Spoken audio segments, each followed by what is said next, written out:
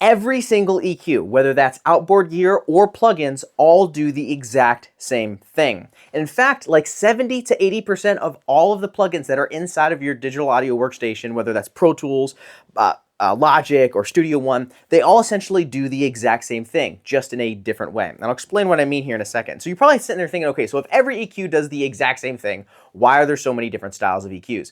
I'll get to that towards the end of this video, but first I need to actually explain what EQ actually does, because a lot of people truly don't understand what EQ actually does. So here I drew a graphical style, like parametric EQ that you normally see, just a very square looking graphical style EQ. We have 20 hertz down here, we have 20,000 hertz up here, we have 0 dB, which is that line, and then of course if you push things up you can boost frequencies, if you push things down you can cut frequencies. So first off, 20 hertz and 20 kilohertz. Why are we choosing those two frequencies and then everything in between there? Well, the human ear can only hear down to 20 hertz and as far as 20 kilohertz. Some people can hear higher than that. Most people start to lose that hearing right around 16,000. But on average, 20 hertz to 20 kilohertz is what everybody can hear. And so they just round that off and say that's a fantastic number. And we don't need a tool to go further than that because that's all the human ear can hear anyway. And so that is EQ in a nutshell, but it does one thing very specifically, and no matter whether it's hardware or plugins, it does the same thing. All it is, at its core, is a volume control. That's it. You just are choosing what frequencies to turn the volume up or down on. And think about it. Most plugins inside of your DAW are just a volume control. A compressor turns down the quiet parts and it can turn up the louder parts if you have upwards and downwards compression. The actual volume knob adjusts the volume. Panning can actually adjust the volume from the right ear to the left ear and can actually affect the right ear even though you're panning it to the left ear depending on your panning laws inside of your DAW. That's a story for another time, but all it does is adjust the volume. The volume knob obviously adjusts the volume. The compression adjusts the volume of a track, and EQ adjusts the volume of certain frequencies in the track. Most plugins that you have in your DAW are just some form of volume control. So there's obviously other styles of there's saturation and effects and reverbs, delays, things like that, right? But most of the time, most plugins are doing some form of volume control. It is one of the most powerful tools we have in the studio. And of all of those, the most powerful is EQ. If you take an EQ curve and just run it flat across and boost everything all at once, it's going to turn the track up by that loudness. So if you turn everything up by 3 dB, it's going to get loud by 3 dB. But the cool thing with EQ is you can select which frequency to boost. And so we have 20 hertz, which is the low frequencies, the really low rumbles you can barely hear down there. Then it goes all the way up to 20 kilohertz, and that's that super high-end, real crispy kind of sound. So anything in between there we can actually adjust. This is where it gets cool, because if we want to, we can adjust very specific frequencies, and we can adjust how specifically we choose those frequencies with what's called the Q. The Q chooses whether you want a very narrow curve to grab a very specific frequency. Let's say hypothetically you wanted to grab 100 hertz because you liked the way 100 hertz sounds on your kick drum, for example. So you wanted to just boost that very specific frequency. You could actually just boost that one specifically and nothing else. But that would probably not actually sound that great. You actually want to have somewhat of a wider Q because you might want to pick up a little bit of the 90, a little bit of the 80 hertz maybe, maybe that 100, 110, and you just kind of want to round it out. So instead of it being like that, it's more or less like this, and it kind of draws out just a little bit like this. And so you can adjust what frequencies you turn up or down by selecting them and then adjusting the Q.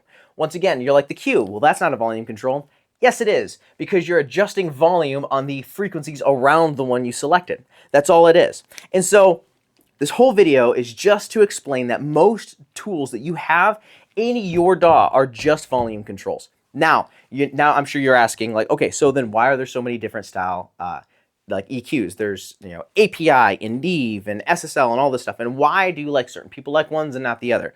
That's where it gets interesting, Because in the analog realm, there are there's this beautiful thing called like analog hardware. And I don't use it personally. I think we have done such a phenomenal job at being able to model the analog world in the digital realm that it becomes more of a pain in the butt, in my opinion, to use analog. But that's just my own opinion. But there's a signal chain inside of that piece of hardware that had flaws in it. And back in the day, they didn't necessarily think it was a fantastic thing. They're like, oh, there's a noise floor and all the stuff that they were trying to solve for. But once we had digital, completely clean and clear audio, we realized that that's not what we actually like the sound of. We do like the sound of the imperfections. And so there's a thing called saturation. And so now I'm going to explain saturation, because that is not volume control. That is something completely different than volume control. And saturation is where you add harmonics to the fundamental. So let me explain. And this is the reason why, and this all ties back together. So most plugins, most things are just volume controls. But the reason why we like the analog model DQs is because they add a vibe, they add a specific character, which is more or less saturation when signal would go through the chain inside of the piece of hardware. And so if you have a pure tone, let's say you have a sine wave, right?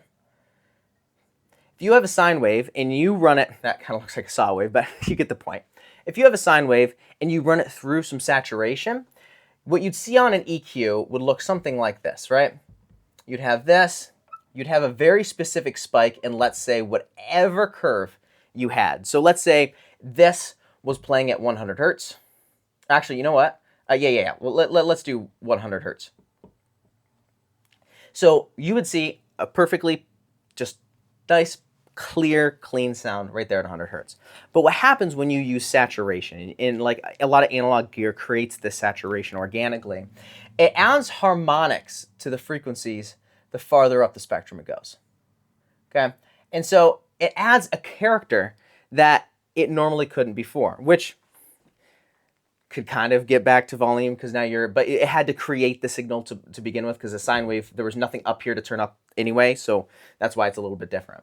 And so saturation just creates the character of that sound, because now it's adding harmonic frequencies on top, which is why when you turn up an amplifier and you play a guitar and and there's a lot of distortion, and then you hear that when you get a little too close with that feedback and stuff like that, and you can kind of hear like the saturation. Because there's other frequencies on top that are layered on top, because you cranked it up and you had that saturation, that they were able to start coming through. You created that character, that saturation. So that is EQ in a nutshell. Most people don't understand how it all works, and this video I wanted to explain how it all worked. If you liked this video, let me know. This is very raw, me pressing record and explaining these concepts on a whiteboard. If you like it, awesome. If you don't like it, let me know in the comments below. Otherwise, watch this video here, and YouTube's recommending it to you. But it's on my channel, so you're probably gonna like it. Now, as always, go create.